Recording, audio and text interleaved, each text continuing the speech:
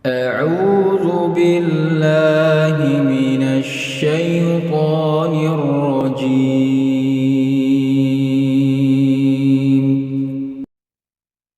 Lanjut, bismillah Ustadz. Apa yang harus diperhatikan agar dapat sukses dalam menuntut ilmu dan merasakan lezatnya keimanan? Masya Allah. Iya.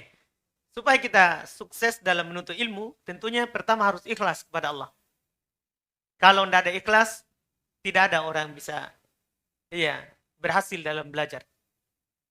Bukan karena dipaksa oleh orang tua, karena kadang sebagian orang datang belajar karena dipaksa sama orang tua, atau karena ingin lari dari pekerjaan di rumah. Iya, di rumah sering disuruh. Lebih baik pergi mondok saja, supaya tidak disuruh-suruh. Nah, ini tidak boleh. Orang harus belajar memang karena Allah, untuk mengangkat kebodohan dalam dirinya dan kebodohan dari orang lain setelah itu. Kalau dia sudah pintar. Kalau dia sudah pintar. Itu supaya kita berhasil. Supaya kita berhasil dalam belajar. Kemudian yang kedua, supaya kita berhasil, kita harus berkorban waktu, tenaga dalam belajar. Iya, karena belajar ilmu agama itu tidak bisa kita bilang sambilan belajar. Harus fokus. Harus korban waktu, korbankan tenaga.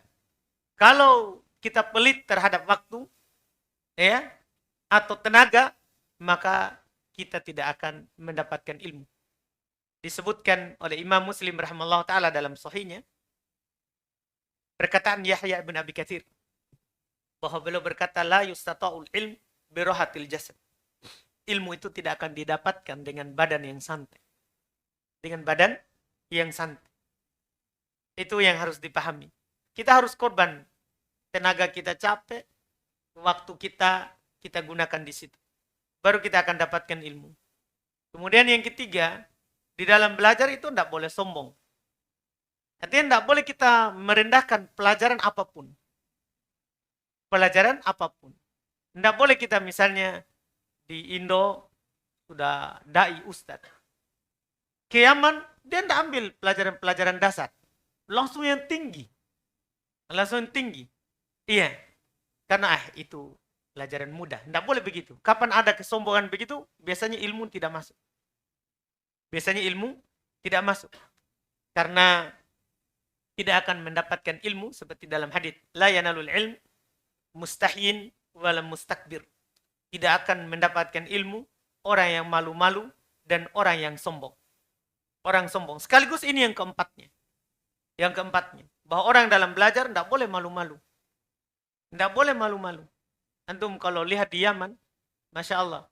Saya ada guru bahasa Arab dalam ilmu nahwu.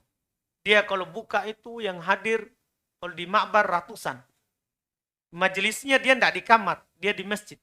Yang lainnya kalau guru-guru yang lain, kalau sedikit muridnya di kamar dipakai.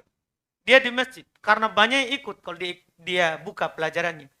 Tapi di majelis usul, sama saya duduknya.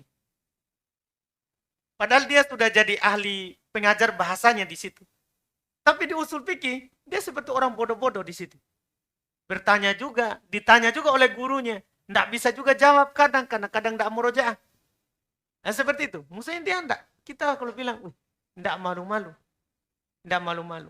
Demikian pula masyayikh yang lain. Kalau kita melihat di majelisnya Syekh Muhammad Al-Imam, itu di bawahnya duduk semua syekh. Dari murid-murid, bahkan ada murid Syekh Mukbil. Duduk di bawahnya. Sama santri dari orang baru masuk, orang Arab, bukan orang Arab, duduk di situ.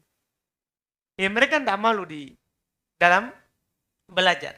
Karena kalau malu, tidak masuk ilmu. Kalau orang malu belajar, itu tidak masuk ilmu. Iya, tidak masuk ilmu. Lihat kata Aisyah radhiyallahu taala anha, rahimallahu nisa al-ansar, nisa al-muhajirin.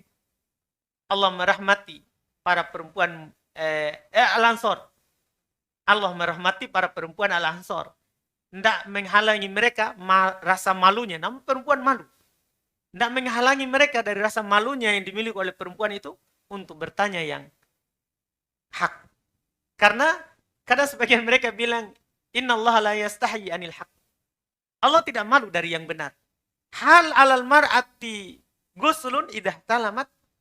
Apakah perempuan itu wajib mandi kalau dia mimpi basah? Ini kan perempuan malu kadang bertanya. Apakah perempuan wajib mandi kalau mimpi basah? Perempuan malu. Tapi perempuan mereka, para sahabat tidak malu dari perkara yang seperti itu. Makanya dia kasih pendahuluan dulu. Allah tidak malu dari yang benar. Allah tidak malu dari yang benar. Artinya dalam belajar, itu tidak boleh malu. Kapan malu? Tidak masuk ilmu. Tidak masuk ilmu. Ini 4 perkara mungkin yang bisa saya ingat. Ya, kalau Ustadzul pernah saya dengar ceramahnya dulu. Iya. Ceramah yang lama, mungkin sekarang tidak ada videonya karena dulu memang belum pakai video, hanya audio saja.